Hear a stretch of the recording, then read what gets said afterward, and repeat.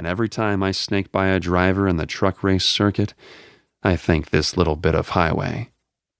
I also think that girl. Hannah has to know I'm here. This town is too small for word not to get around that Colt Bridges has business that needs tending to. I kept my promise to Hannah's best friend Bailey, though, and I didn't call Hannah. I didn't call Tommy, either. Unlike his sister, he kept his phone number the same. We've texted a few times over the last 4 years, but that's it. Our exchanges were always cold and short, like the Christmas cards you get from people you knew in another life. I got the disconnected notice for Hannah's phone the first time I tried calling her while in a drunken stupor out in my uncle's barn. I was too wasted to understand what happened, or rather, too easily convinced of my own denial. I called her cell phone provider to file a complaint and lodge my concern. The customer service guy politely informed me that I was a stalker. After that, I quit calling Hannah's old line. It was 4 years of radio silence. Nothing but the rare scraps of social media news I was able to find through my Google search, and the one time Tommy mentioned Hannah in a text. He said he couldn't message with me at the time because he was with her.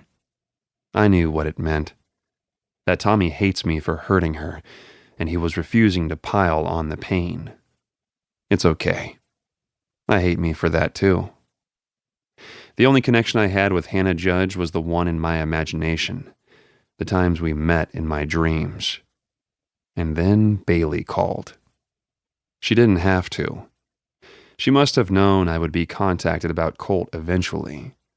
But Hannah was worried about me finding out. At least, that's what Bailey said. Through all the hate, the impossibly thick wall she rightfully built around her heart with the sole intent of keeping me out, she still was worried about me losing my dad. I knew it wasn't in the way most people show sympathy when a family member dies, either. Hannah understood that this death was different. Losing Colt was bound to fuck with my head, tear open scars. She was right. It has. Only, I'm so distracted with hope and the possibility of seeing her again that I haven't been able to feel the toxic cocktail of emotions left in Colt's wake. I'll have to cope with them eventually, but for now I stalk the girl of my dreams as she bends down and talks to someone in the passenger side of my old car. God damn. The word falls from my lips, raspy with forbidden guilt as I take in the lush curves of her ass cheeks as they peek out from the frayed bottoms of her incredibly short denim shorts. Maybe I am a stalker. Laughter consumes her as she tilts her head back, letting her long waves of hair spill down her spine. I get a glimpse of the inside of my old car and recognize Bailey's prim and proper smile. Still the best of friends. I'm glad Hannah has her. If it weren't for Bailey, I'm not sure I would be sitting here. I probably would have slipped into town last minute and avoided any and all contact with people beyond the lawyer I met with in the morning. I was content simply waiting, too. After Bailey's call, I was going to be patient with hope. My body was full of this strange kind of faith. Blind faith. I believed Hannah would find me when she was ready. But when I was pulled back to Camp Verde to deal with Colt's belongings, I decided that was fate's sign telling me to get off my ass and not wait around any longer.